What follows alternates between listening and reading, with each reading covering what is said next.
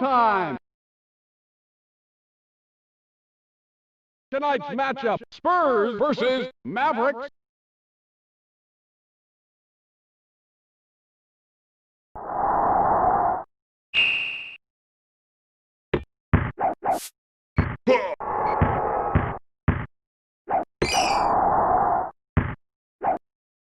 The rebound!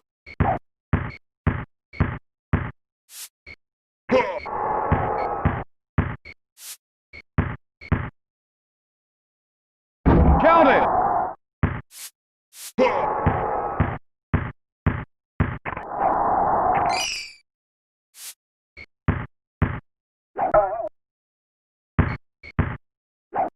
Two points! Yeah!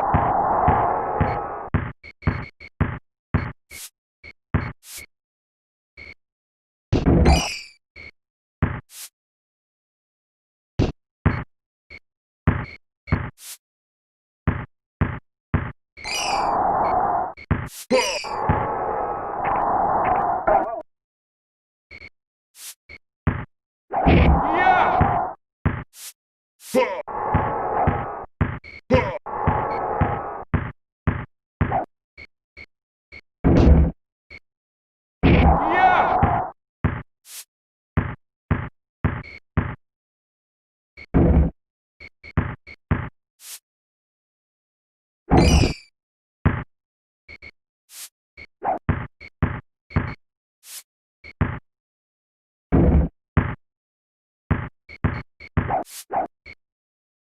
Heating up!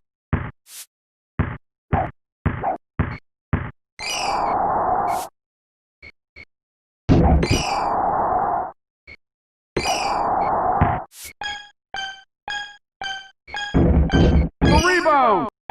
At the buzzer!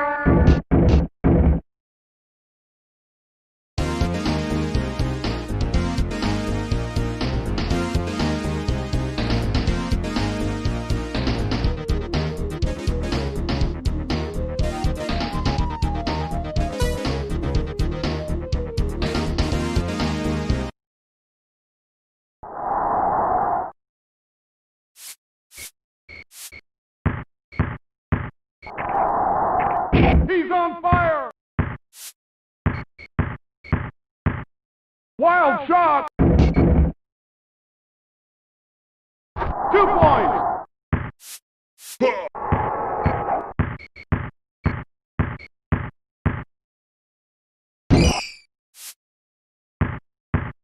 Whoa!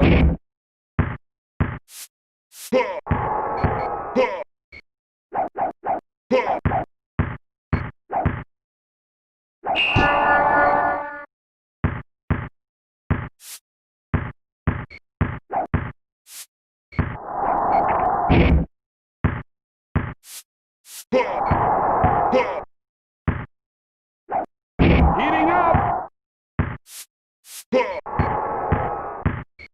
Wild shot!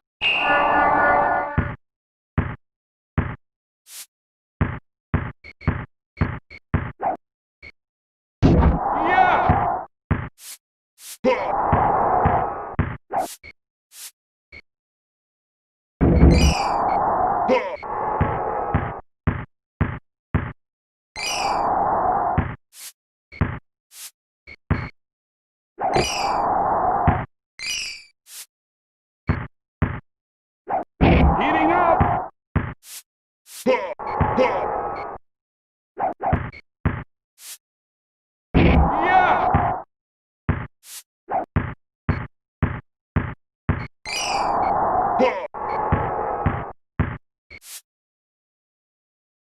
2 points!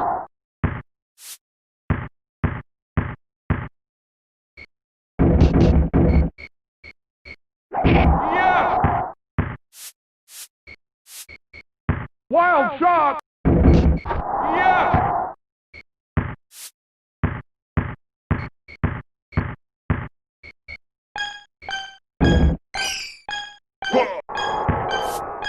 At the buzzer!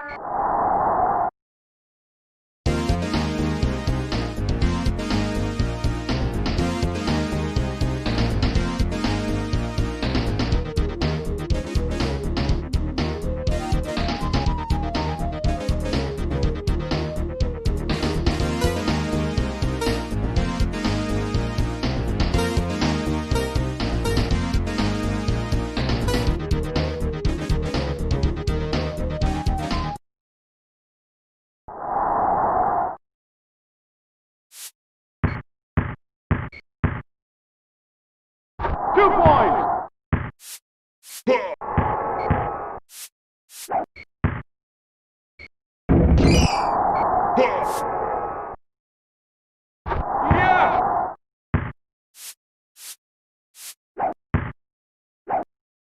No good!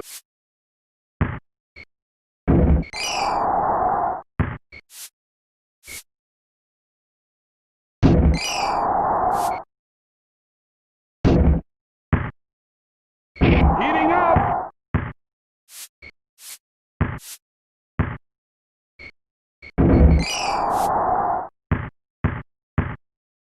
He's on fire!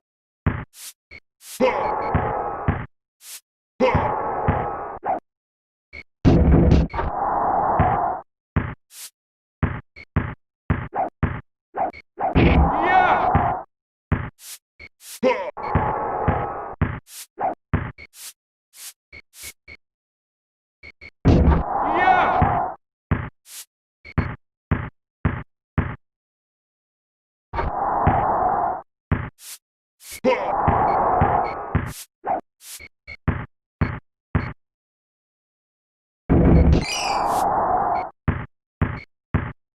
No good!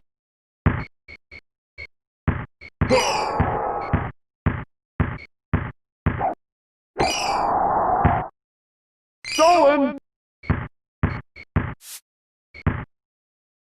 Heating up! Yeah!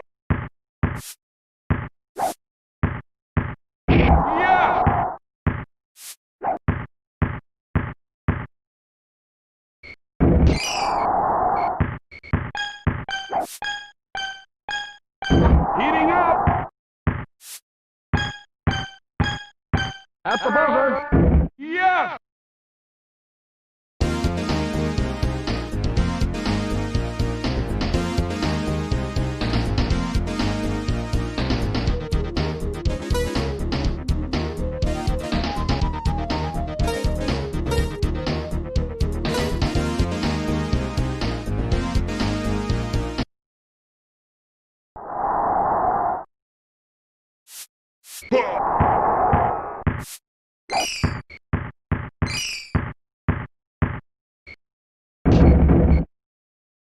Terrible shot! For 2! From the outside. Hello!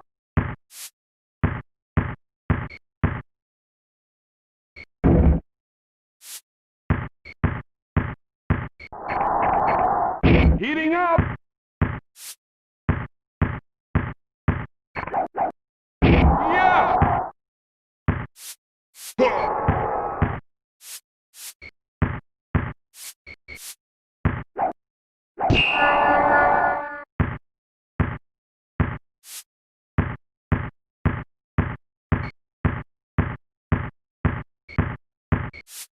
For 2!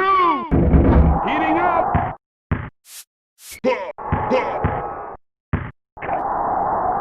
He's on fire!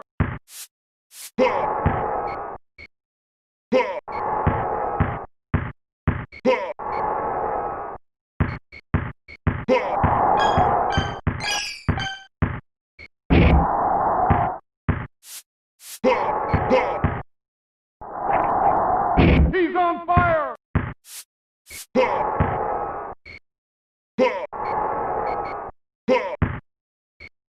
For 2! Hello! Yes!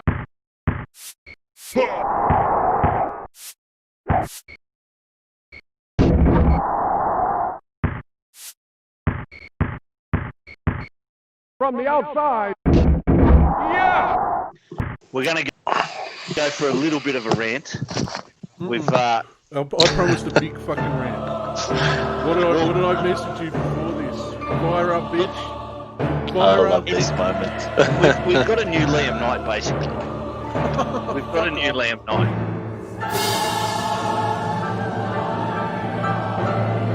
Around Mike's life. So, I mean, we know that I got the previously on YouTube. we know that the tendency is Instead of these Yeah. two fairly decently sized news items, Yeah.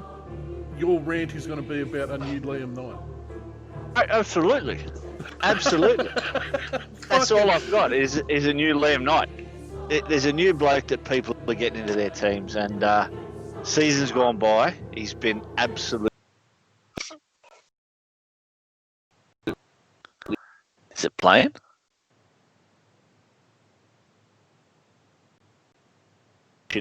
Yeah.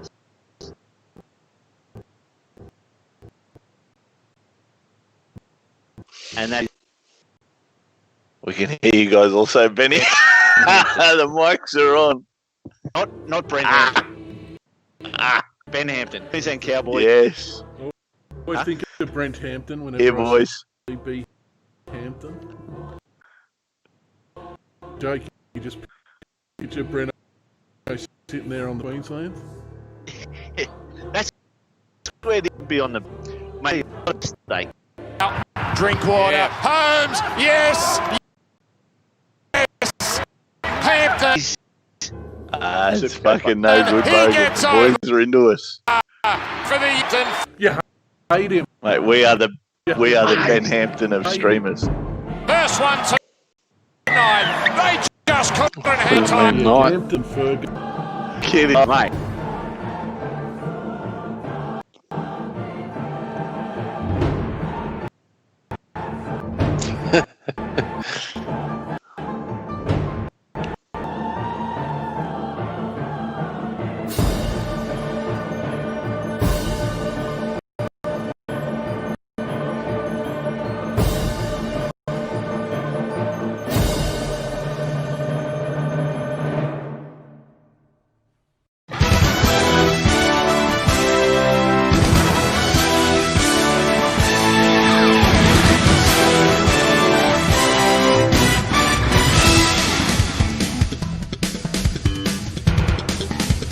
You are on.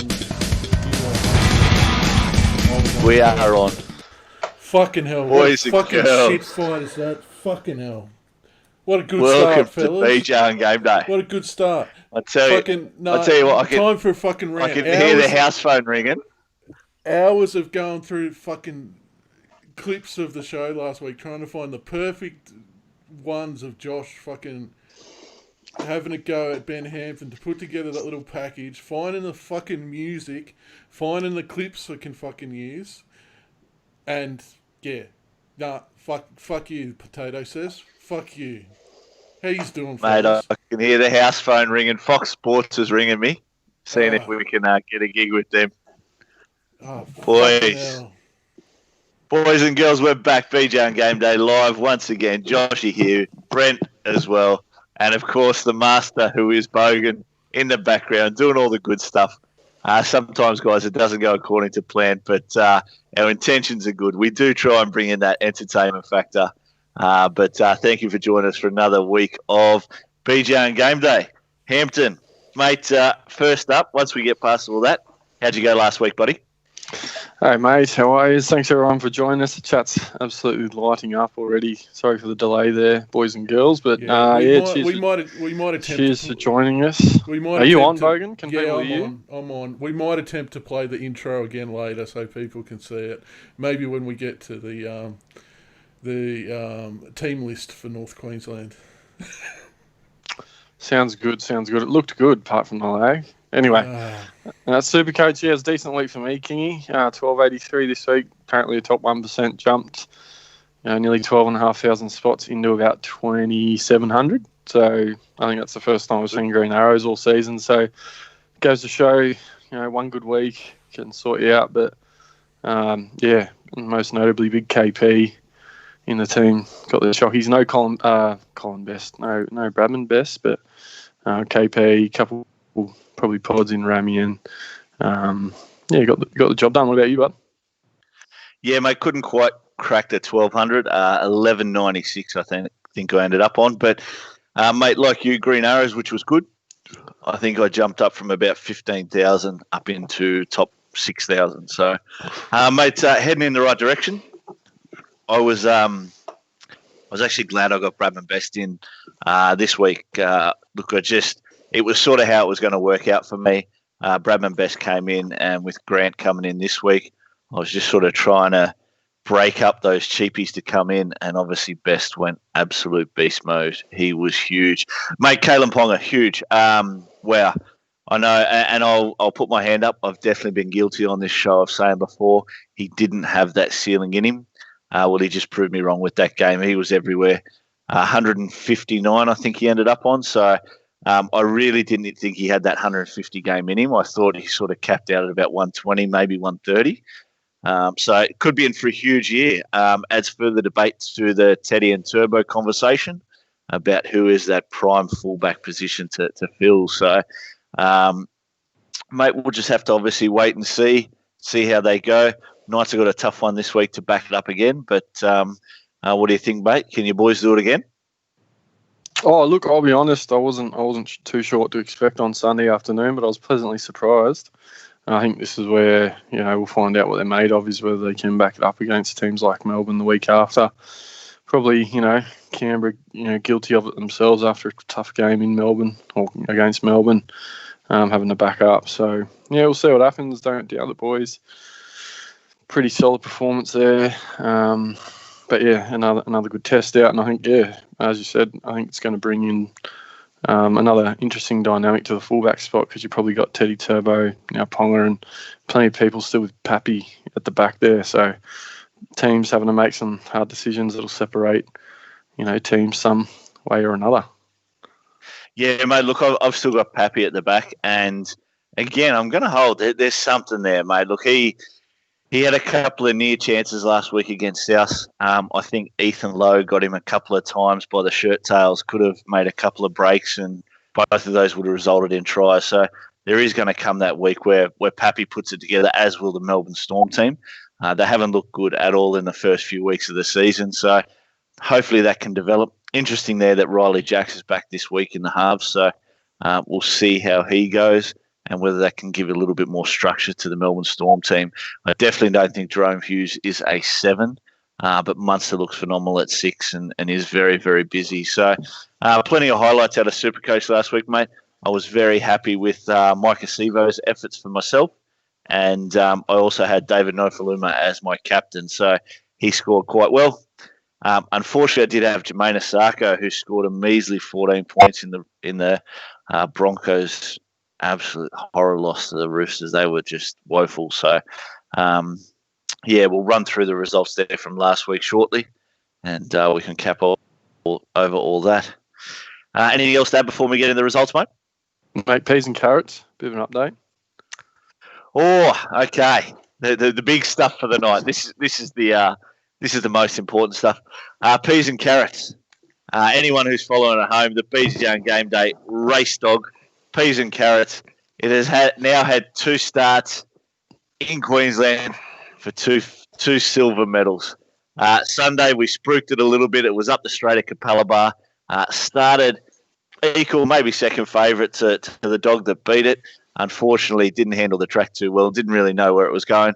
And then tonight at Albion Park, she managed to run second over the 520 metres there. Led early in the race and just got taken over late. So very, very happy. She is going to make me a pretty penny, and definitely plans to breed a pup or two out of her when the time comes. So, we'll keep following that journey. But for now, we'll concentrate on the footy. So results from last week. Do you want to post a picture up on the Facebook, a piece of carrots at some point or something like that, Josh? So I think I have, mate. I'm updating people on Facebook more about peas and carrots than Supercoach. So I can do a graphic for peas and carrots, the peas and carrots update. I was seeking that, mate. I was thinking that. We'll get something for you. We'll get something for you to send for next week's show. But an update there, guys. Anyone watching at home? She is in Ipswich Saturday night, going around the 520 again. 3 runs in 6 days for the little girl. We're going to see how hardy she is. Race 7, box 7 at Ipswich should be about probably $5 or $6 again. So anyone who wants to have a punt on her, she's definitely good for a place. Let's hope she can lead and hold on and get the winner's check as well. Good shit.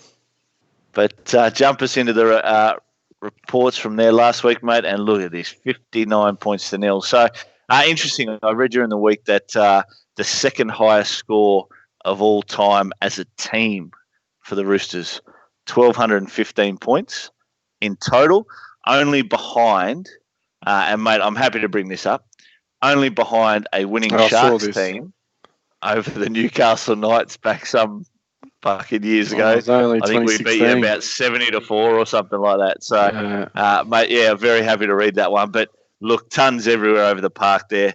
Luke Keary continues to turn the knife in my back now that I've dropped him. 90-something last week, followed by 100. Mate, the Roosters look really good.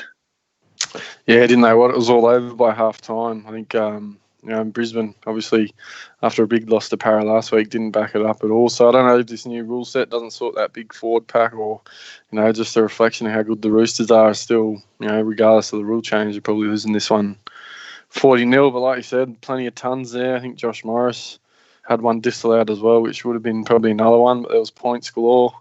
Anyone that went with the Potty Crichton, good pickup. Probably a few people looking at him again this week.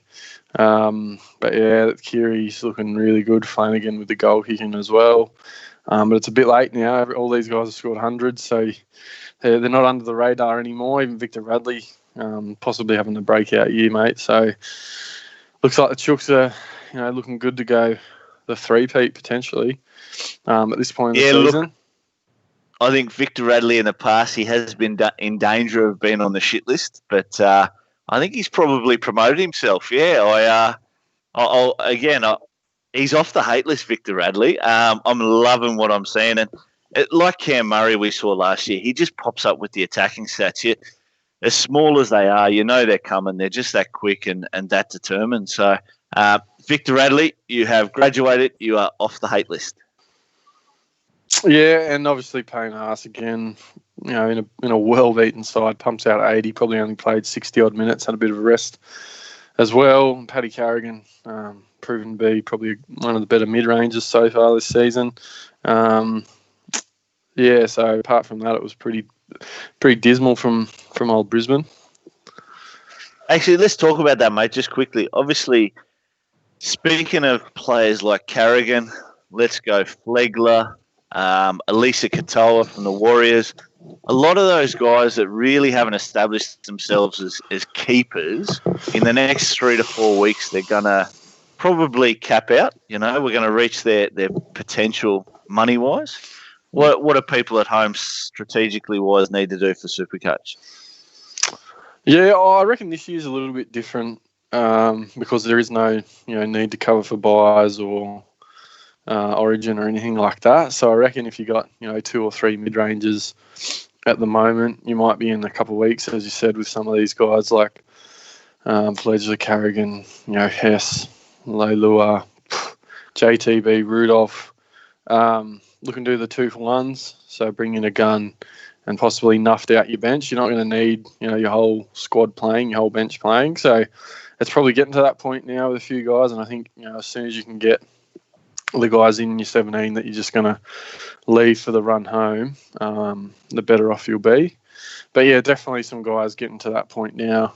So it's all about trying to, I guess, maximise the cash you can make, but it's also pretty crucial to make sure you're still scoring the points. So I think this week's probably one week where it's a bit of an exception. If you don't have Best or Grant, you probably got to get them both in because the money's too good. But from here on in, you're probably looking to do a bit of combination of making cash, but also making sure you're bringing in those guns pretty regularly when you're doing your 2 trades, I reckon. Mate, Bradman Best, what a break even, minus 139. I've never seen it before. So plenty of cash there to be made with him. First game on the Friday night. Bogan, you better turn it over because I've got no idea. Oh, the Panthers, obviously another nil scoreline here. The Panthers far too good for the Warriors, 26-0. Matty Burton had a really good game again. James Fisher-Harris was absolutely huge. Very, very, I think they said it was his highest run meters in a game ever. Mansour, mate, Sauce continues his form. So definitely one that I've missed out on there, but anyone who owns him, it looks like he's back. His runs are up, his speed's up. Scored a try this week, which helped a little bit, but he was still as active as ever. Yeah, but absolutely. This Penrith side's got a few prospects in it. Capewell as well look pretty good, so I think he's on the radar for a few people this week at 400k in the centre wings. Appy was pretty quiet. Matty Burton, I still don't know how Luai gets the start over Burton again this week. Even just on his kicking game alone, Luai shouldn't be there, I reckon. But Burton just looks a better football in every aspect to me. Yo had a little bit of a breakout there, but Penrith just dominated them really. So I saw a lot of comments on social media about Isaiah. I think he went off for about 25 minutes. So there are a lot of new owners that were pretty unhappy. But guys at home, Isaiah is not going to score too many tons this year. Obviously, we saw one last week in 90 minutes against the Knights. He tackled his ass off. He ran his ass off. But what you see there, that sort of 60 to 65, is what you're going to get every week. And that's why he's perfect for the centre wings position and not so much the second row. So if you haven't got him yet, definitely get him in, but only as a centre wing proposition. Yeah, mate, absolutely. In the Warriors side, I think Harris has backed up performance last week with another massive performance in the middle. So his base was up there with Fisher Harris this week, if not better. He has played 80 all season, which Fisher Harris hasn't. He's priced at 570 this week now, so he's probably not as much under the radar. But again, if you're looking for a bit of a pod in the back row, Tohu's looking possibly very good. Mate, and you're spot on. You've owned him plenty of seasons before, mate. He's always sort of a pod you turn to, and I think he's still at only 1% ownership. So if he continues that sort of 70-plus range, he's going to make money and be a massive pod this season. Yeah, absolutely, and I think they need someone like him to lead that young Warriors pack this year. So, and Shecky, very quiet.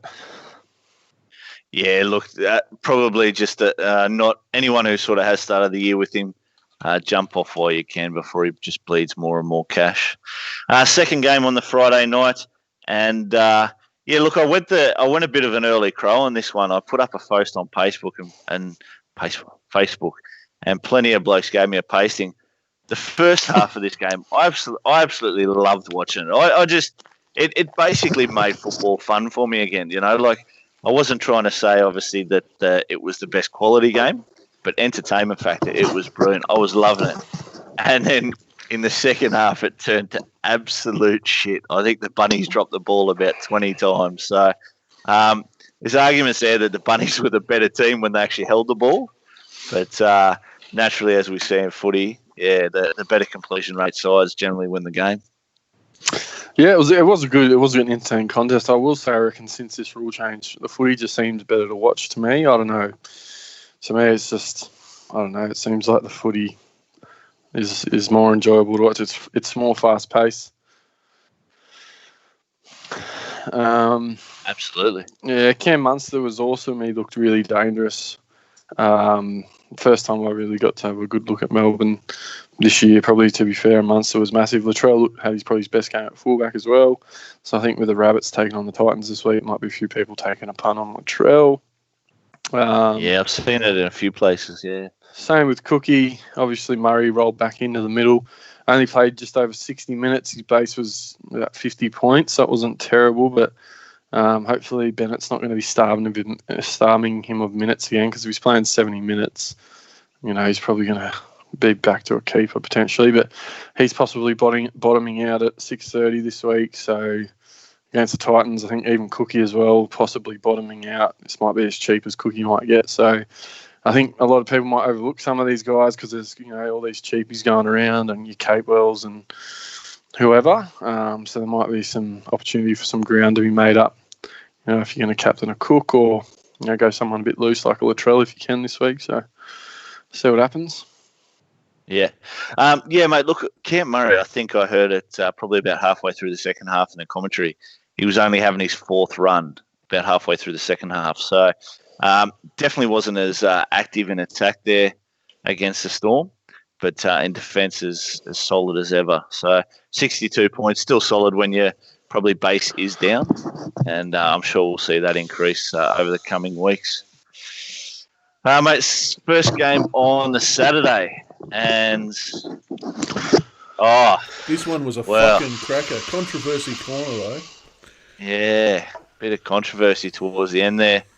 Everyone up in arms. Was it a forward pass? Wasn't it? Well, officially you have to say it was because they fucking came out and said it was a bad call before the next game fucking started. Like they threw the referees under the bus, or the touch judge to be more specific. Yeah. Which I thought, you got to back your fucking officials. Like I know we all like to have a bitch about the fucking refs, but jeez. And look, at the end of the day, I can forgive these guys. It is hard the fact that the situation happened in the last 20 seconds in a game-winning position, but these guys are going to make mistakes. We see it week in, week out. You see it in the 5th minute. You see it in the 10th minute. It was purely just the situation that brought this on. So, look, in this day and age, I think we can sort of get past it. Everyone's sort of talking about mental well-beings. No doubt people have looked up this touchy and fucking served him on social media. But, at the end of the day, if they were in that position with 30 seconds to go where they're behind, it's up to the Seagulls to win the game earlier. And the fact is that Parramatta were by far the better side for the first 65 minutes. So, my argument there is the best side definitely won the game. In saying that, as I spoke about a little, yeah, absolutely. Two front runners of the competition. A bit of talk around the Eels that they've beat no one so far, but they finally came up probably against another top 4, top 8 side there, and got the job done. Moses again looked great. That combination between him and Brown was good. Sivo obviously had a big game as well, so pretty happy for me there as an owner. Fergo. And a cat food. Oh, yes.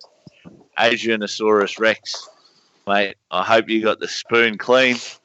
I hope you got the cat food from the shops. Because, mate, that 5-round average... I said to him actually on Facebook this week, he commented that now that Ben Hampton has been dropped, surely that gets him out of it. Bullshit.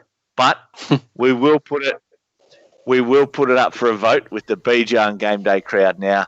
Guys, the bet is this. It started before the season restart. Adrianosaurus Rex came out and said that Ben Hampton would have a higher 5-round average after the 5th round than either Maika Sivo or Blake Ferguson. Now, the bet on that was a spoon of tin cat food. And as we're saying it, Hampton's been dropped.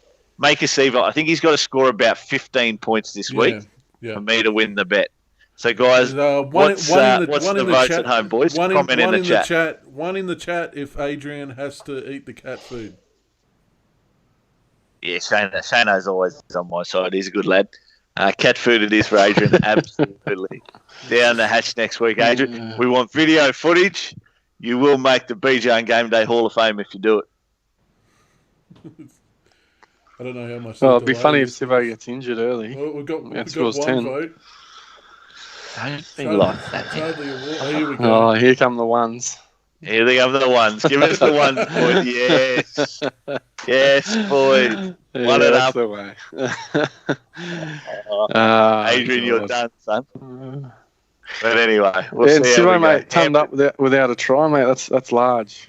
A couple of the boys said in the chat too. So pretty big, I think. Can he be called the second coming of Semi yet?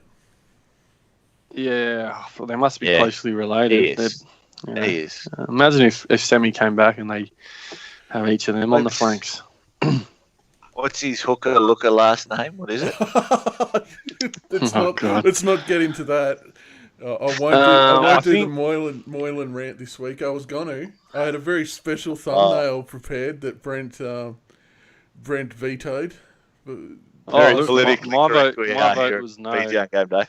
My vote was no, but and look, mate, on Manly's side, I think Turbo gets that last, controversial forward pass. He probably scores about 80, 90 points. So that one stung a bit. For anyone that had Turbo, that made a fairly big difference to his score. I think we told someone to drop Tafua before Waka Blake last week, so that looked good. But Tafua's actually out this week, so probably makes up for it in the end. Gerbo was decent.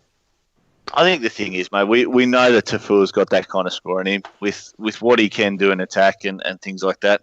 But, mate, he's another Dugan. He's another Adam Reynolds. These guys just get injured too much to be considered for a Supercoach side. You can't take the reliability.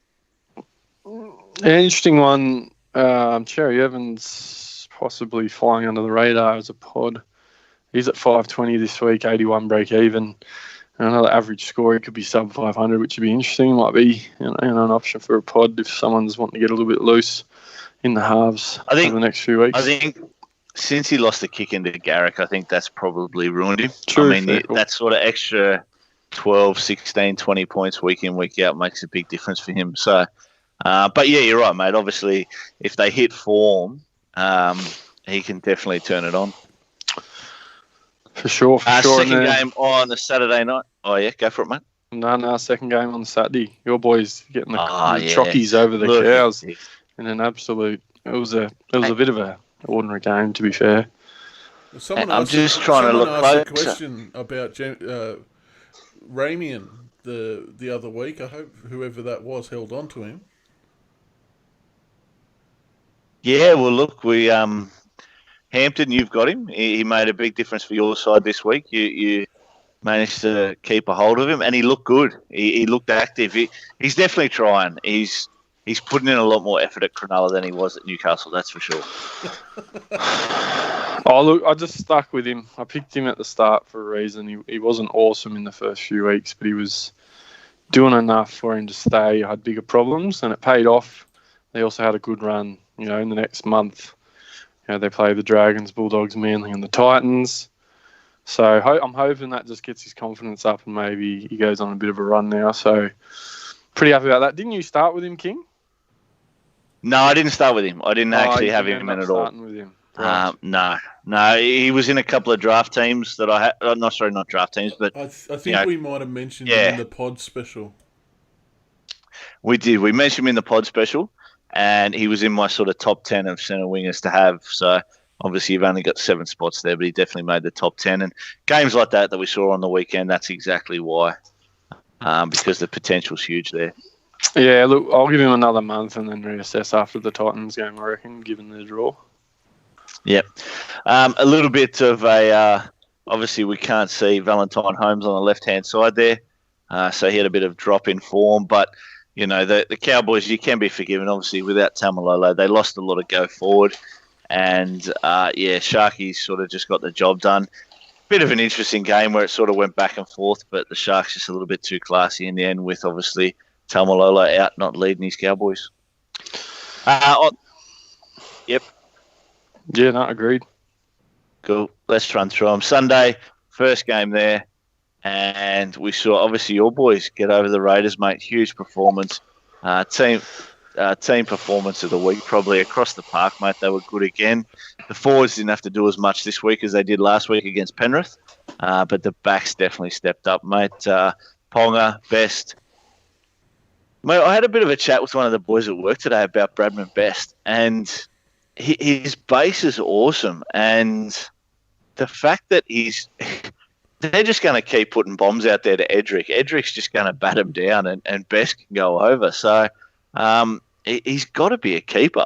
Like, again, it's probably an easy thing to say after 2-ton scores, but the activity that he's got. Yeah. Yeah, I reckon you'd be hard-pressed finding an outside back in the comp. And we'll see what he throws up this week. We've got a sample of 2 for this season, but his base is up there as with some, edge back rowers in the first 2 weeks that, like a Nakora or something like that. So he's got that right side combo. He's pretty quick. Obviously, he's hard to tackle. He's coming up on this left edge of Melbourne, which Riley Jacks will probably be on. Bit of an unusual combo out there. So it'll be interesting to see how they'll deal with that, because I don't think Curtis Scott, Nick Kotrick, even, who else is out on that edge? That George Williams doesn't look like a bad defender, and he made it look pretty easy at times. He made Curtis Scott look like he was the bloke that was only playing his first few games. Yeah, definitely. He didn't look well at all, Curtis Scott, out there on him. And if Kalen Ponga wasn't enough, you're now going to potentially get him given the ball to best. So, yeah, he's possibly keeper spec, as you say, which I think is why if you don't have him, you have to bring him in this week. But, yeah, I think we just capitalised on their unforced errors. We weren't too bad. In a beaten side, Papa was huge. George Williams was pretty good too, mate. I think I was unsure about him, but his short kicking game and kicking game in general is really, really good. He got 2 try assists off kicks for Canberra. At one point there, they only had 2 tries off kicks. So Williams looks really good as well. And for us, I reckon McCulloch and Guerra, but McCulloch especially steering us around the park is massive. Just that experience to send us in the right direction at the right time, I reckon is really understated. So it could be a massive signing for us. Yeah, definitely. Second game on the Sunday there, and we saw the Titans get over the West Tigers. It was probably one of the earliest upsets of the year. The Tigers sort of got away to a quick lead, and the Titans just fought. We see this in the 5 or 6 wins they're going to get this year. This will be sort of how they win them. There's one guy I want to actually talk about in young Tonamapia, obviously a former Melbourne Storm player. He's come back to the league after his mission away. I think he was over in Germany or somewhere like that for a couple of years. He looked active, and I think priced at $240K, he could be a buy for next week. If he can repeat that form this week and bring up another sort of 50 or 55 scoreline in the centre wings, could be a cheapy centre wing that we can downgrade some guys to and make a bit of cash and benefit from him as well. Yeah, possibly. I reckon anyone in the Titans is hard to pick up, but if he's got any sort of class to him, which coming out of that Melbourne system, he probably does. You'd have to assume he's going to hold his spot. But yeah, even that Mofo, so mate of ours, Kane Anderson's a big fan, but he looks unreal. Big Mofo. Oh, yeah, I think you're a big fan of him as well, but he's looking like he's going to get 55 to 60 minutes, and his base output's massive. Logan, Kano wants you to trade in draft, mate. Stop being a pussy. Why would I fucking... Here we go. Can you hear? Are you on? Yeah. Why would I make my team fucking weaker for the benefit? Like, trade me someone good, you fucking prick. Here we go. Why would I take a deal that hurts my fucking team? You're trying to trade me like one of my dual fucking position blokes on the bench, which is there pretty much for that fucking reason. For someone I'm not even sure is starting. Kando, a.k.a. Dennis Ferguson, he loves the little rapings.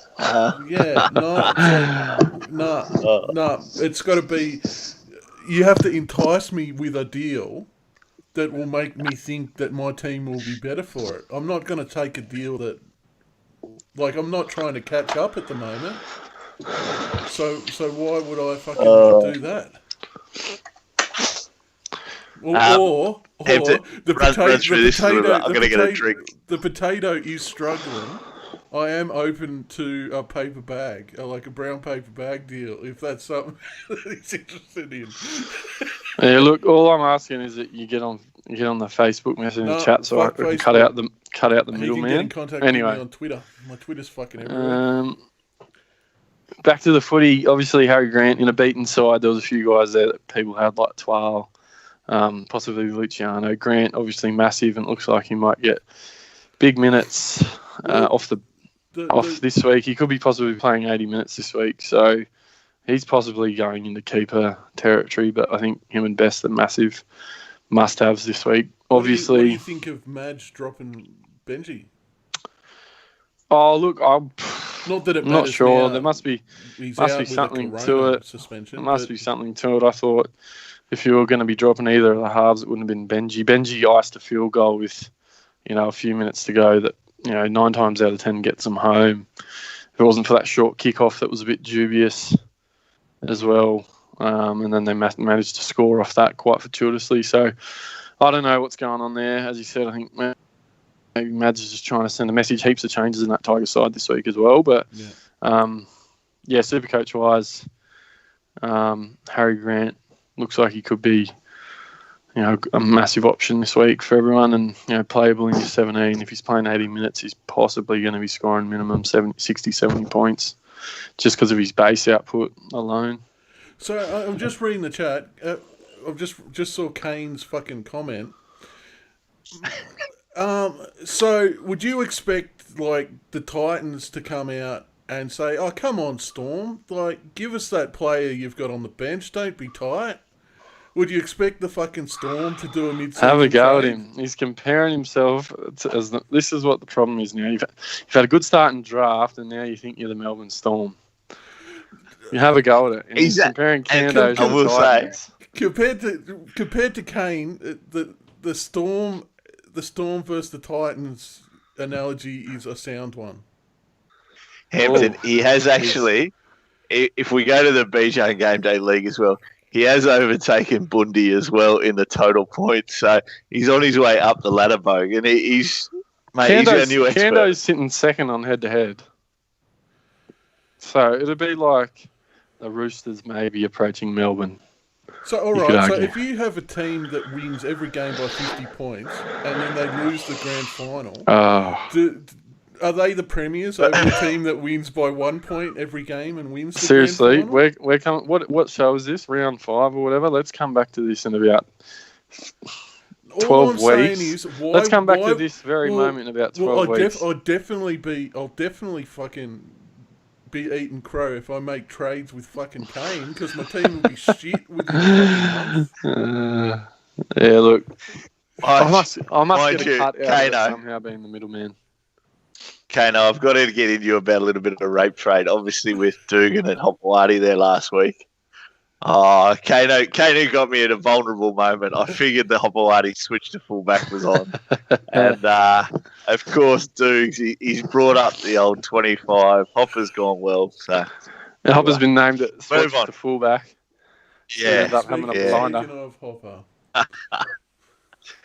No, all right. And then the last game to round out the round let's was an move absolute on. stinker.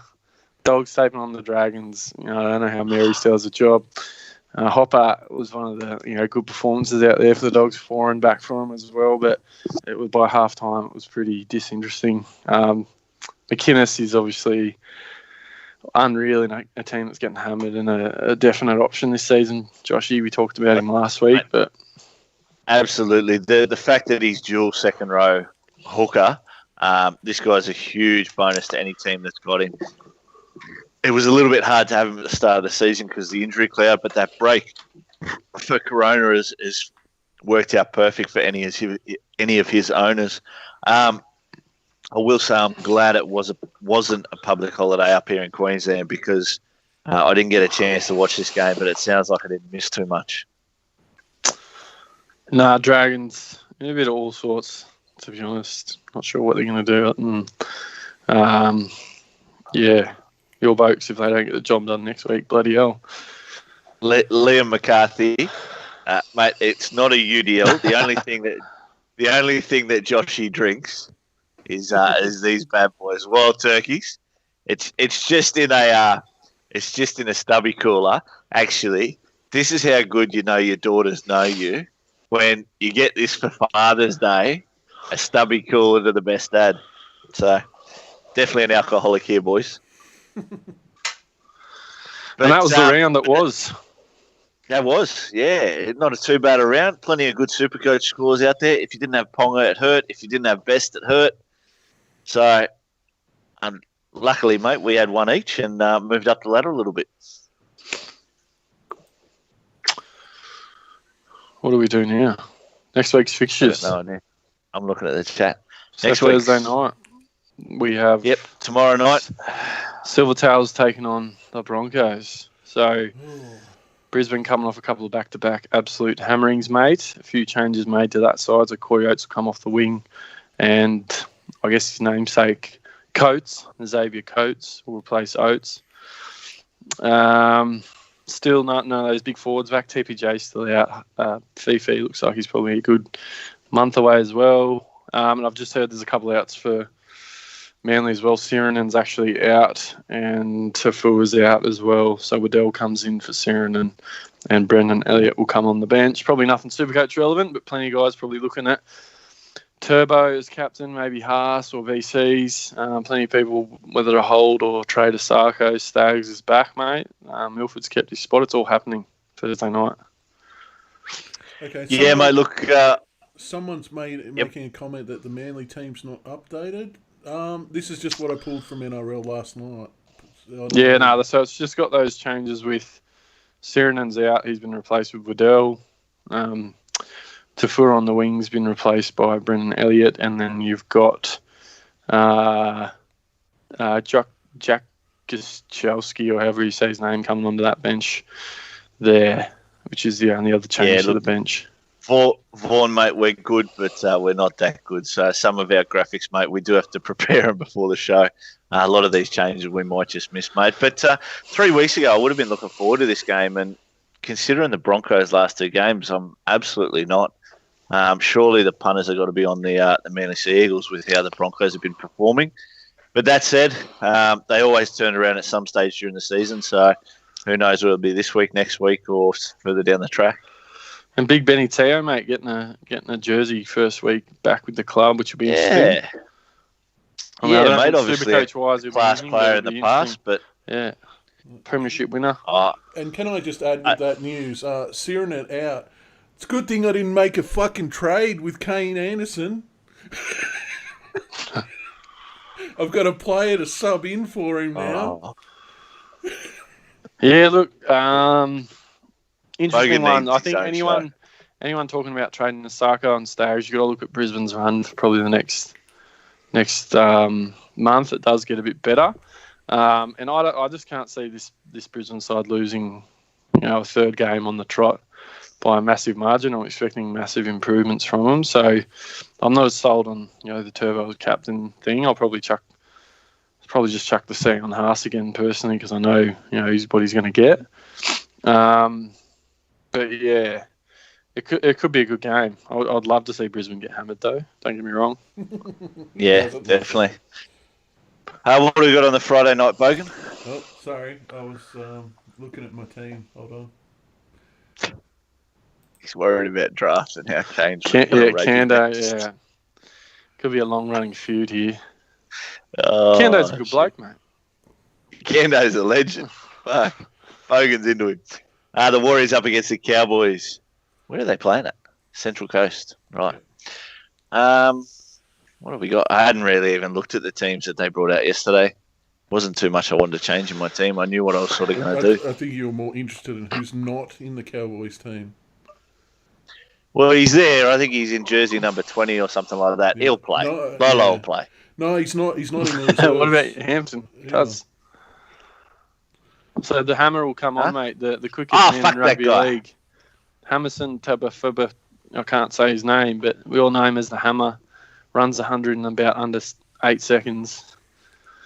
He'll get his debut, and if Ben Hampton's anything to go off on the left edge for the Cowboys, mate, this bloke's going to possibly be full of tries. And you talk about young Tanamana as a downgrade option in a couple of weeks. If this bloke holds his spot, you're probably looking at Willie Armies and stuff like that. Even Walters, whoever you can get to him in a couple of weeks.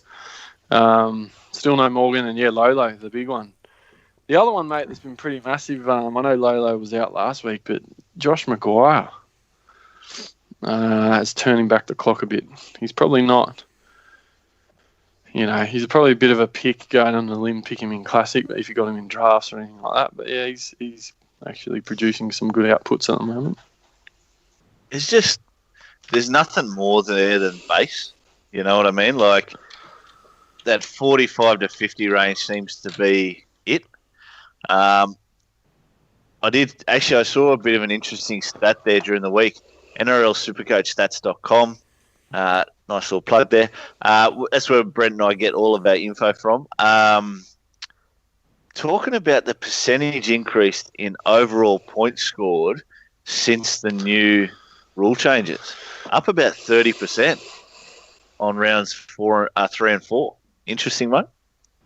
Yeah, absolutely. I think that was a pretty cool stat they put out there. So anyone that's watching, if you don't have Supercoach Gold, the next best thing for me is NRLSupercoachstats.com, as Joshy said. But they chucked the post out on their Facebook, yeah. So the points. Hang on. Kano's gone below the belt. Have a look in the chat. Oh, dang. Kando goes Into him, Kano. Yeah, that's right. Into him, Kano. Yes. I love that. If it wasn't a rivalry before, it definitely is now. When do these boys go up head-to-head in the draft? Oh, mate, it's going to be good. It's going to be good. That's the best. I love that. Mate, can you put that on a thumbnail, Bogan? Any response, Bogan? The only reason I'm in the fucking draft is so I can do the graphics for you cunts. And the fact of the matter is that all of yous should be ashamed that yous are getting absolutely fucking pumped week in and week out by the guy that came last, apart from the people that gave up like 3 weeks in. Bogan, do you know why they don't give $50,000 for you winning your draft league? Because it's an absolute chook raffle. There is skill involved, Brent. I wouldn't expect you to understand. No, look, fair call. I can't talk much about drafts at the moment. I'll just zip my lips. No, look, there's plenty of skill involved, but I reckon, as I said, let's revisit this in about 12 weeks. All right, let's jump to the second game on the Friday night. And Game of the week, again, I've Battle got of the no West. idea. Yeah, Battle of the West, Bankwest Stadium. Eels up against the Panthers. We see the two vying for the New South Wales number 7. Really, they should just be the number 6 and 7, Mitchell Moses and Nathan Cleary. Cleary comes back after his 2 weeks out due to his TikTok videos. I think he did quite well, actually. But, mate, look, yeah, obviously both teams travel on quite well. Both teams are undefeated. The Eels with 4 wins, the Panthers with 3 wins and a draw. Good players across the park for both. Very, very Supercoach relevant game. I can imagine a lot of teams having about 7, 8, maybe even 10 players playing this game. Bloody oath, shaping up to be a cracker on Friday night. I reckon you could have probably 9 through to 13 from that Penrith side. Coruscant, Fisher, Harris, Kickout, Capewell, Yeo, and no one could say squat, let alone Mansour. Cleary coming back, big one. Anyone want to take a punt on him? But yeah, all quality across the park. Para will get Nathan Brown back as well, so he'll add a bit of starch in the middle for them, even though they've been pretty big. Kane Evans and Campbell Gillard and Paulo have been really good for them. So, yeah, probably game of the round at this stage, you'd have to say. Mate, based on where they're Brownie at for and me. how they've been playing. Brownie, for me, the most disappointing player of the last 2 seasons just because of injury. So much potential there for super coaches, and just hasn't been able to stay on the park. Yeah, that's the big one, mate. I reckon if we can get a couple months of footy under his belt, it could be anything, but injuries just killed him. Big fan of him usually, but yeah, it'll be really interesting to see how the young halves step up in this one. Really keep loving watching Dylan Brown every week as well. He's just looks to get better every week. I watch him, mate. So this should be a cracker. Yep. And interesting, as you mentioned before, mate, what's his name? Jerome Luai keeps the 6th spot ahead of Matty Burton. Matty Burton there on the interchange, mate. I'm tipping, let's say the Eels are in front by 10 or 14 points after 50 minutes. I'm tipping that Jerome Luai gets hooked at 50-minute mark and Matty Burton goes on. Well, it's interesting, right? Burton's at 14, so he's in the 17. I don't know. Mitch Kenny's in the extended bench, so I don't know if maybe there might be a late Swifty. There's some people saying that Luai and Cleary played juniors together or come up through the ranks together, so that combo is meant to be a bit better. But who knows? If Burton plays, he could be another little option as well. But I don't know what Burton on the bench would mean for Coruscant. I don't know if that would mean Coruscant would be back to playing 80. I reckon they probably need him to play 80 this week if they're going to be a chance as well. Adrian Gomez, Adrianosaurus Rex. the Is he cat in? food eater. Sivo to get knocked out 1 minute in. Mate, if he does get knocked, if he does get knocked out 1 minute in, it'll be after he's got a line break and a try and scored enough points to make you eat cat food next week. All right? You're done, son. You're done. You've jinxed yourself now. You know what's going to happen. Off the kickoff, No. he's going to make a break. Scroll back up. And he's going to... Adro, scroll back up into the comments and look at all the number ones, mate. You're eating cat food next week. He's going to run into one of the goalposts and knock himself out off the kickoff. Because you could argue that him not playing is an advantage to him as well. You know, if he was on, a decent average, they are playing the Warriors this week. Maybe if they were playing a better side, it'd be an advantage to have him out. But yeah, in this case, I think he's in big trouble. Someone asked the question earlier. Do you reckon Ferguson's going to break out at any point, or do you reckon that he's just fucked? Mate, we've looked at it. Like spoken about it for the last 4 weeks. Can't get any ball. You just can't get the ball through Madison and Wonga Blake. You know, Maddo starves Wonga Blake, so when Wonga Blake gets it, he starves Ferguson. The only person who can save him is Mitch Moses. That's the only person who can save him, because he's got to start throwing cutout balls, or they've got to go with the bombs and things like that. But the problem with Fergo, what used to score him well, obviously beyond his base stats, was all of his attacks would be on the end of a play, so they'd include a line break and things like that. If he's going to score from kicks, they don't include that. So, yeah, I think I realised it early on, and I'm glad I got him out after obviously us talking about it on here. But yeah, if you've still got Fergo, at some stage in this year, he's going to turn up a game, but I reckon he's a definite sell at the moment. And they got a hard run. They play Penrith, Chooks, then Canberra in the next 3 weeks. So, if he hasn't already produced against the Titans and the Dogs, it's hard to still be sitting on him. And Gomez is absolutely feeding in the chat, and rightly so. He'll eat the cat food if he has to, and he won't skirt out like you did. Fair call, AG. Yeah. I'm just going to switch to the next game while I run to the fridge, guys. So. Yeah, that's all right. We'll let Joshy dance around the cat food. I was soft. Look, I'll pass the baton on. If anything, I should be feeling hard done by, because that could have been me. But this one, mate, we talked about it a little bit earlier. There's plenty of little pod action here for the Rabbits taking on the Titans. Cody Walker's back, so read into that what you will. Whether that might help Souths a bit. There's a new rule change. Cookie, Murray, Latrell, James Roberts is back as well. Let's move away from Supercoach for a second. Number 16 for the Bunnies, Tom Amone. Mm-hmm. Mate, if he isn't George Tafua in a second rower's body, I'm gone. He was huge last week. The amount of hits he was doing against the Storm, mate, that was awesome. Like, Supercoach, he's not going to make it a dent whatsoever, but he made plenty of dents in the players he was playing against, that's for sure. Well, the other one that is getting a first run is that number 15, Patrick Magu, whatever you say. Yeah, Mago, yeah. Oh, he was massive in the trials. Guys, watch it with the hooky-looky mistakes, all right? We don't want to get Moyland. We're having a go, mate. We're having a go. Liam Knight's gone. Tapane. Just as bad off the bench last week, so if you still haven't got off him, get off him. What's doing in that Titan side? Moe Fatuika, Mofo, as I like to call him, probably a bit of a pod option at this stage. Jai Arrow, hopefully he can get a few more minutes this week. So that'll be the 3 o'clock on Saturday.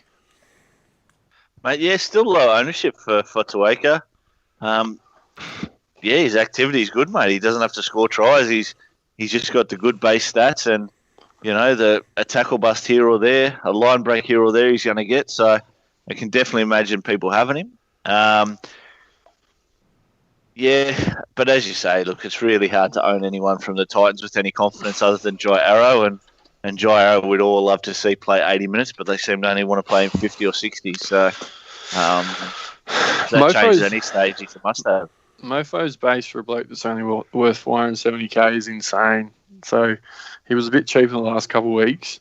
You probably haven't missed the boat. But if you're looking for a pod, or you're looking to upgrade, possibly one of your cows, I reckon he's one to look at this week. Yep. The game after that, 5:30 game on the Saturday. And your boys, look, this probably goes up after their performance last week. We talk about the Penny Panthers and Parramatta Eels as matches around. This isn't far off it. Up there at Central Coast Stadium. Why can't you guys play in your own stadium? Or is that your stadium?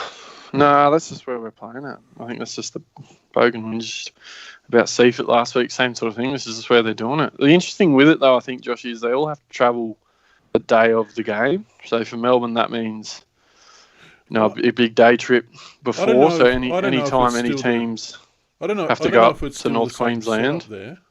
But didn't the old Central Coast Stadium butt up against the Leagues Club back in the day? Fucked if I know. Possibly. Maybe they'll be able to get a few patrons being able to watch from inside the club.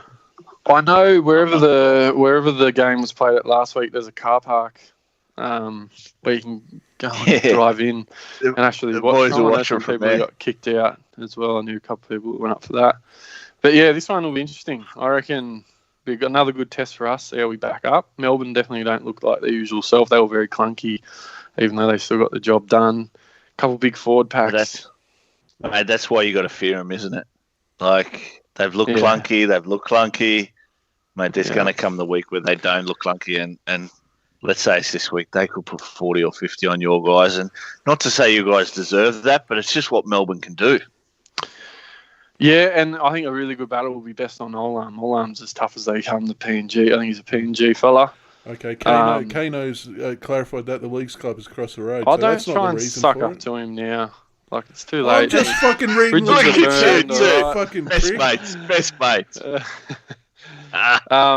And yeah, McCulloch, obviously massive. Clem, I thought Clem might cop a week or two for that little fisticuff at the end. Good to see nothing come of that, tapping away, you filthy thing. But Big Nelson back for this one as well for the Storm. So this could be, as you said, Josh, an absolute cracker.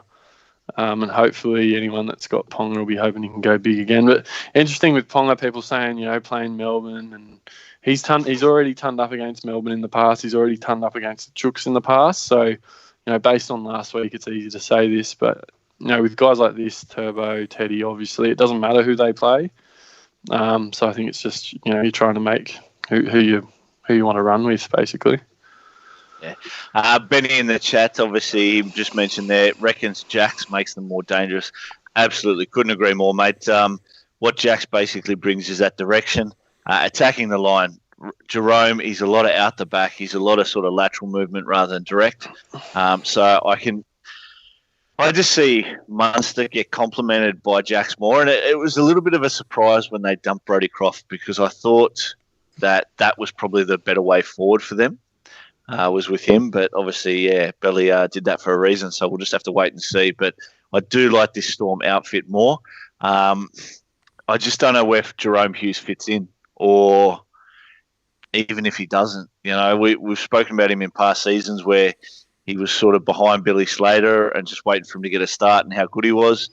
And then he was behind Pappenhausen. And I think his best position that I've seen him play has been fullback, but he's just never got a chance there at the Storm. So now that he's put into the number 7 again, I don't really like him there. But from a Supercoach point of view, I think he had plenty of potential at fullback. But we'll move on for that. The third game on the Saturday night, mate. And who we got, Bogan? Okay, so the Tigers up against the Raiders. Obviously, no Benji Marshall there for the Tigers. Joshy Reynolds gets another starting spot for the year after obviously making headlines earlier in the week for some ridiculous reasons. Failing a drug test while driving, but then they took him to the station and he passed. Yeah, so it's probably the copper's hands. The Copper probably had his own fucking cocaine on his hands. Copper was smoking a joint while he was waiting on the side of the road. Just waiting for a mate. Yeah. But look, for me, no for Luma. He's been huge this year. He's been absolutely massive. bit more of an acid test coming up against Canberra, and especially them coming off the loss against your boys, mate. They will be out to prove a point. Ricky Stewart would have absolutely torn shreds off these boys this week, and I can imagine them coming out more fiery than ever. Yeah, no changes in the 17. The only one I can see is Rapana possibly might find his way on the wing instead of Simonson. I think he just offers a bit more at this point. I don't see the point having Rapana coming off the bench. But heaps of changes in that Tiger side. Tommy Talau's been named on the wing, who was looking like a popular cheapie at the start of the year. So him like the hammer from the Cows. It could be nice timing for a couple of these guys if they can hold their spots for another 2 or 3 weeks, for downgrade options in a couple of weeks too, Joshy. So that'll be good. And really good to see with all those cuts. Luciano held his spot. Alex Twal held his spot. And obviously no... Hooker dropped him named on this that week. bench. Who? Luciano. There you go. Tune in for the trades this week, guys. He's due for a pie, but he's capped, mate. He's I think he's break even this week 68. So he's peaked. Yeah, he's definitely peaked. I've made the decision, and I've jumped on board JFH. So it only takes we'll one try, I reckon, for Luciano, and he's cracking 80 with ease, but we'll see. Obviously, he needs to get that. He's playing 80 for a big fella. He's a handful. He's got an offload. He's got all that. I'm just hoping he might. I know it's hard this week against the Raiders, but I don't blame you for getting off him. He's probably peaking. I think we spoke about it before, like in past seasons. He seems to be one of those players that's just as effective if he plays 55 minutes as he does 80, because the attacking stats go up despite the base going down. So, yeah, I'm happy to have him, but I just think with a break-even of 68, there's not much more upside there. No, and I think, like you said, all these mid-range, he would have been considered mid-range at the start of the year. They're starting to ripen up, and it's time to get off them. And, yeah, so fair enough. The big one, obviously, Grant, mate. I think no Hooker there, no Walters named on the bench, no Cheekham could play there, but I doubt he will. So, Grant possibly becomes a feature in your 17 for a little while. Mate, he looks good too. He looks really good. His vision, mate, his vision around the play of the ball. He's definitely got that Smith cookie factor where he knows when to run. He knows when to turn it on. Mate, I wasn't too sure on all the hype people were talking about in the preseason and if he got a spot and if this swap happened and things like that. But I'm definitely believing it now. And obviously when that swap back happens and Smith leaves the Storm, this guy will fit in those shoes perfectly. Yeah, absolutely.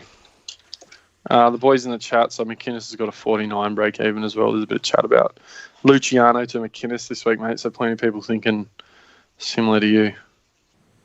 Yeah, mate, look, I've gone James Fisher-Harris over McInnes, but could happily go either. I've just gone Fisher-Harris because I probably think with McInnes's injury that sort of happened, maybe Fisher-Harris is just a little bit more reliable. Gomez, I think Josh has a secret one for fair call too, I reckon. I like that. I'd never sort of thought about it before, but secret it's difficult not to admire them.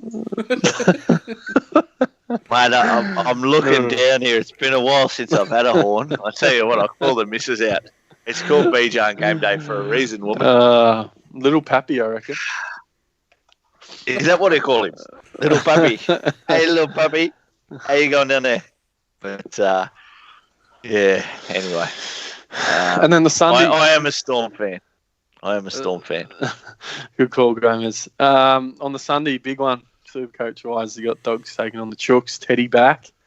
So plenty of people chucking that C on Teddy this week, obviously, and that whole Roosters back line is looking pretty good, isn't it? It'll be interesting to see how the Dogs mark up. I think the end of last year, the Dogs were causing a few headaches to teams. They're actually showing up and just making it ugly, gritty footy. I don't know if they're going to be able to do it against the Chooks, but we'll see what happens. They've just got so much strike and class in that side. So anyone looking at guys like Crichton, any of that back line, you're probably going to be looking pretty good this week, to be fair. And anyone chucking the C on Tedesco, could not blame you.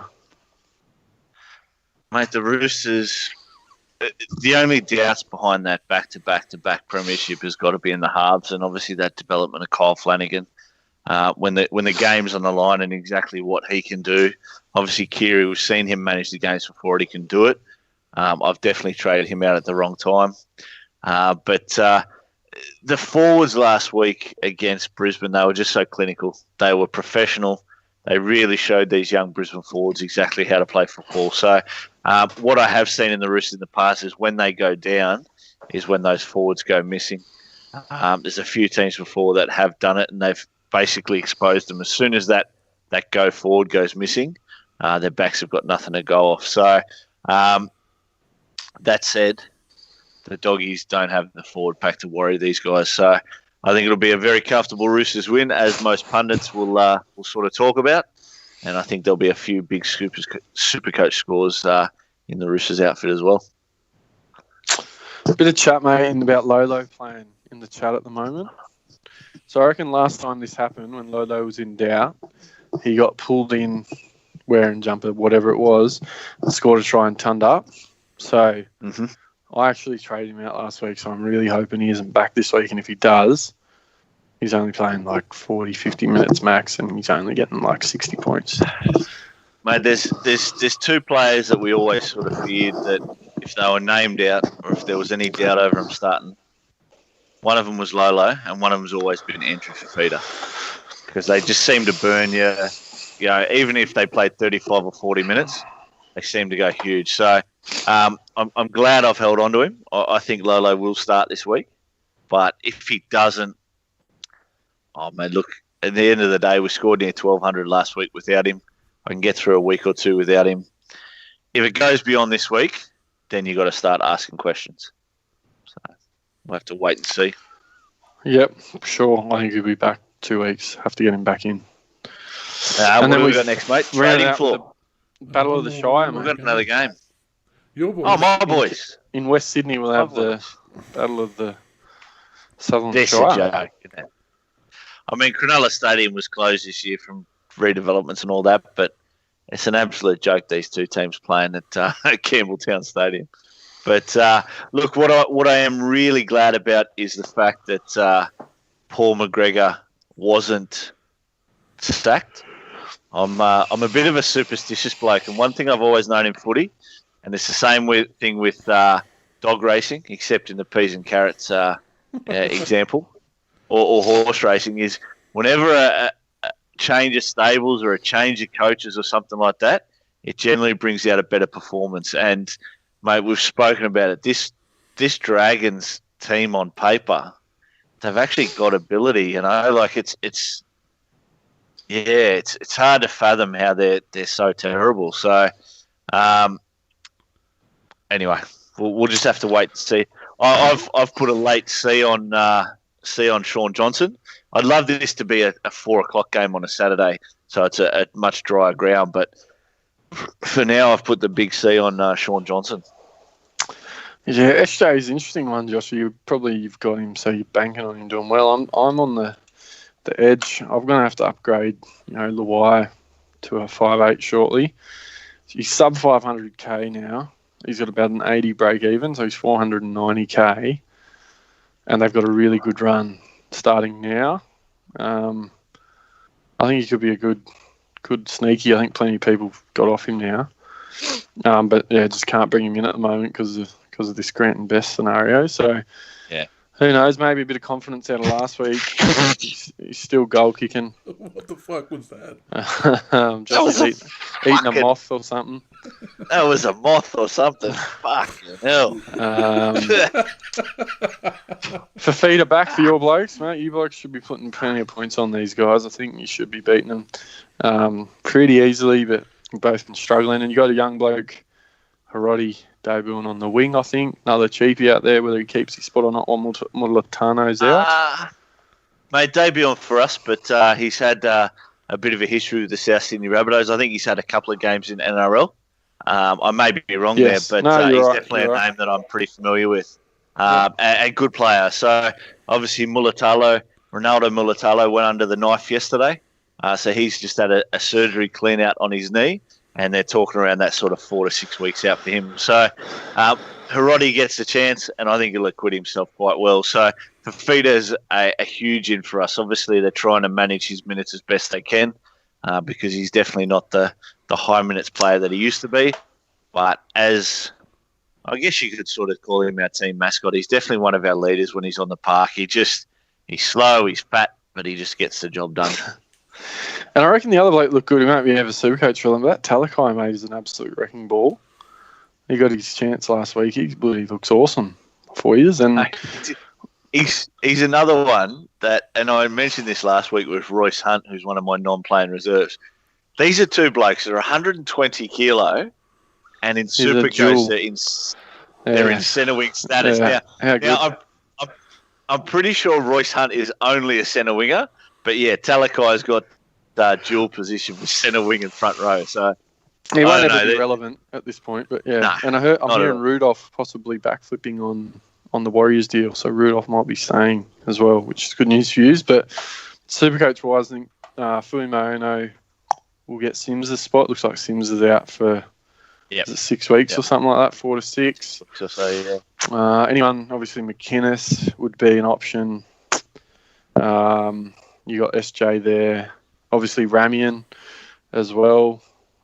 So there's a few options around that one. I wouldn't be surprised if people have a few players that come in there. And Lomax still ticking the 40s over in a well-beaten side every week, which is pretty good. Once he gets some attacking stats, he's probably in for some good points at some stage, if that ever happens.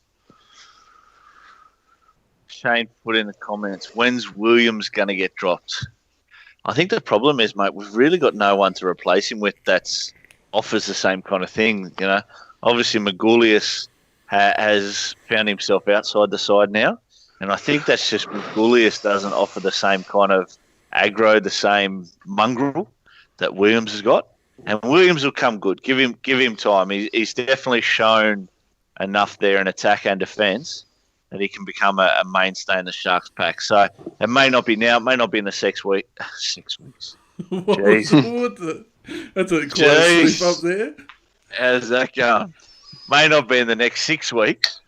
I was just doing that for Big Ted, our New Zealand fans. But it'll be sometime soon.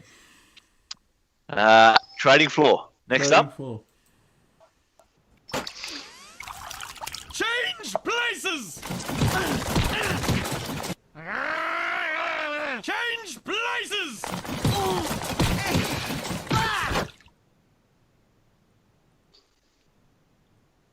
Hampton, you're up first, son. Yeah, I think these are pretty straightforward. If you don't have one of them already, most people will be doing something similar or thereabouts. Tell me how the fuck you got Walters to best? I got that Avarillo. So that young Bulldogs fellow has dual centre wing halfback, which is quite handy. So yeah, possibly either Walters or Williami. I initially, because Bogan wants you to get your trades 30 seconds after the round's locked out, so you just have to throw something out there for the graphics. But this is what I'm looking at. I think I can't go past Grant or Best. I had considered possibly not going Grant and bringing another premium in because I got plenty of cash still in the bank. I got about 150k, just under 150k before these trades. These trades will give me over that. But I think I might have to do these and then come back next week and do a few upgrades. Yeah, gotcha. Mate, Bo's going to have to put them up because I can't remember. One of them's Harry Grant. One of them you changed and I didn't fucking change the graphic. So.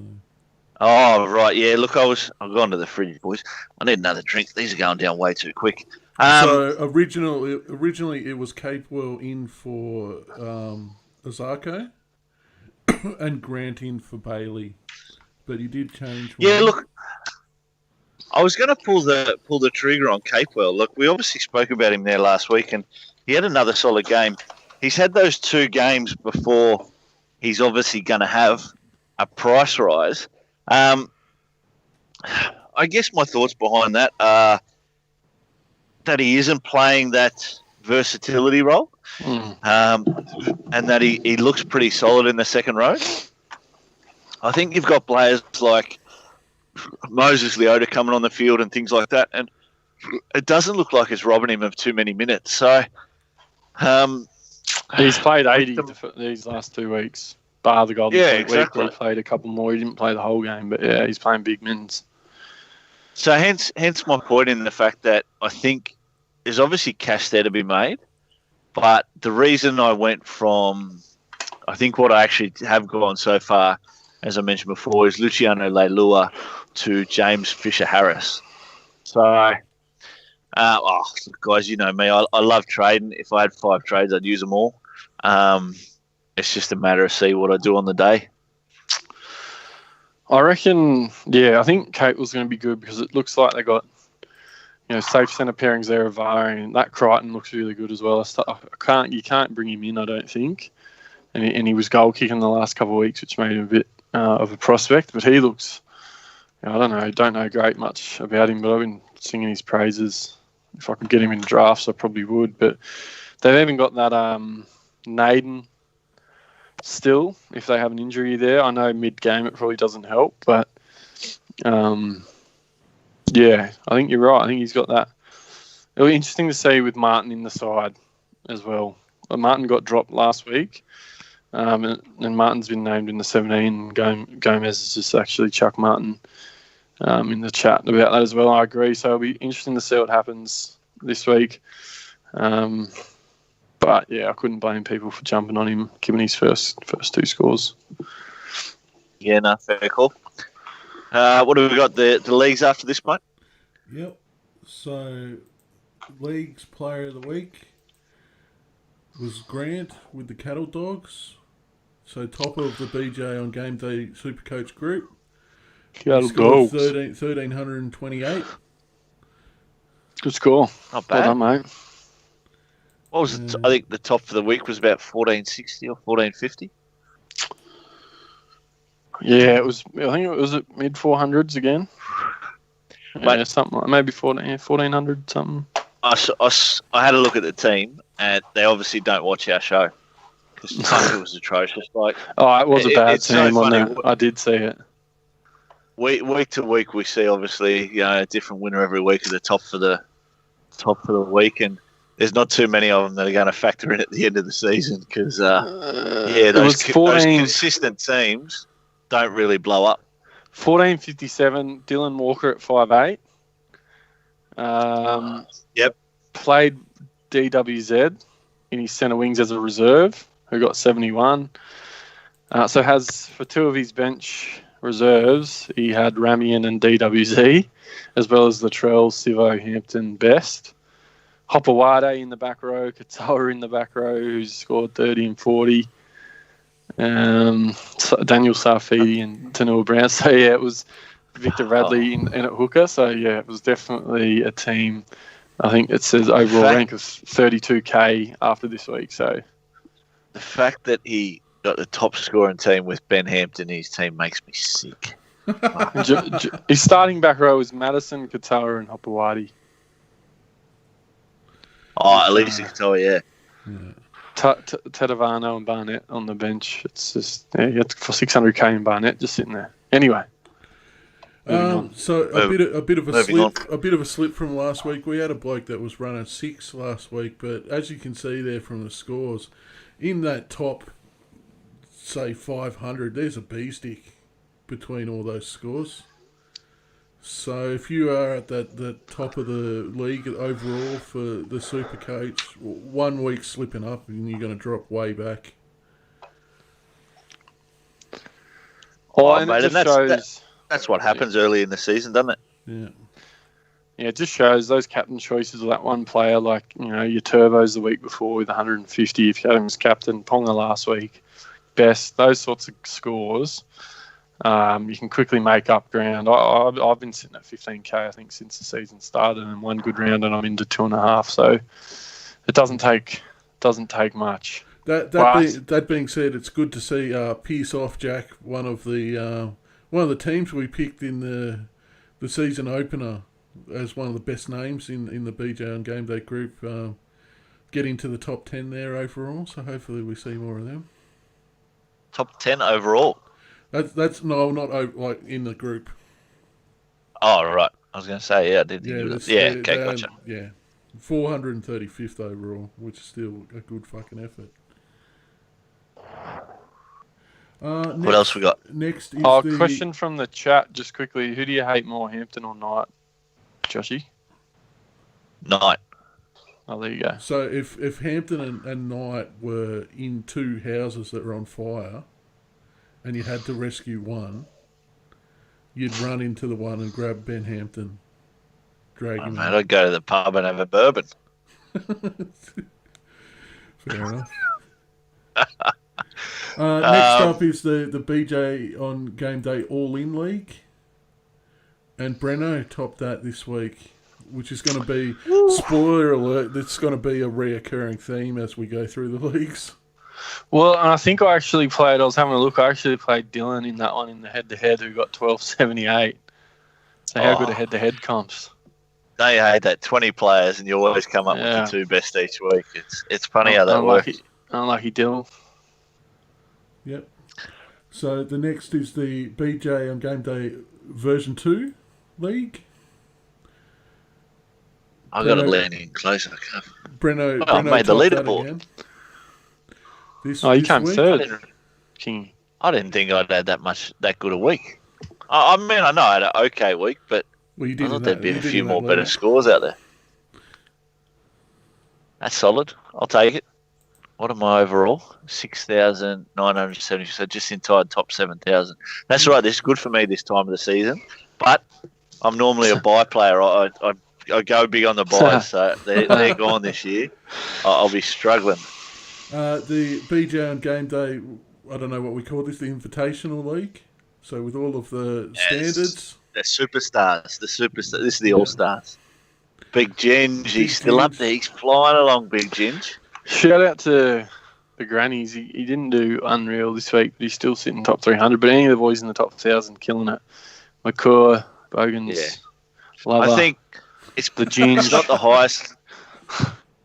It's not the highest league average we've had overall. I think last year, or maybe even the year before when we had a 10-man league, I think we were probably in that top sort of 50 to 60 leagues. I think at the moment, the 20-man league, we're about average 200. And Big Ted will be fuming because we've got the rookies and, what's her name, Taylor with the crazy pineapples dragging us down. They're in about 70 or 80,000 spots. So we're still going all right. All right, now on to first grade with the results of the BJ and Game Day Draft League. Have a go at it. Oh, I have had one of the boys, I can't remember who it was, I apologise if you're watching, mate. I had one of the boys have a whinge that we don't go through the Superstar League results. All right. So we might bring that back in next week because the show's not long enough already. Yeah, I was going to say, I was thinking about that. What's the Superstar League? Whatever you want to call it, the Invitational League. What does chat reckon if we do a separate video with the league results? Fuck off, mate. We find it hard enough to get on here once a week. Well, I know, but I don't want the fucking show to go for 3 hours. That's all right. We'll smash it out. We definitely will be going through all the head-to-head results once we start to get into the finals, though. So, fair enough. Draft league last week, mate. Kando gotcha. Oh, I just can't do a thing right. Welcome back, Walker, this week. Waiting for David Fafita to return, but got Fergo, got Milford. It was Milf that fucked you. I got half the House Sydney side, which hasn't worked out so far. But playing the Titans this week, big things coming. Could be a big week. I've scored the worst in the whole league. I'm absolutely copping a sausage. Bogan 4-0. He's loving it. He's absolutely loving it. Checkmate. Yeah, checkmate. We all know Mana comes strong at the right time of the year, so he'll be back. He'll jump up that ladder. Marty's had a shocker to start the year, lying down in 10th spot. And myself, I got over Big Ted, so I got the bragging rights there over Teddy. And draw for next week, mate? No, that takes us to the ladder. Fuck off. Yeah, take us to the ladder. Bogan had to get this. Humble brag. Mate, I'm just showing. It won't be the last week. Your for and against is good enough. My for and against is good enough that it should. If you lose by 200 this week and Kando wins by 300, see you later ladder next week.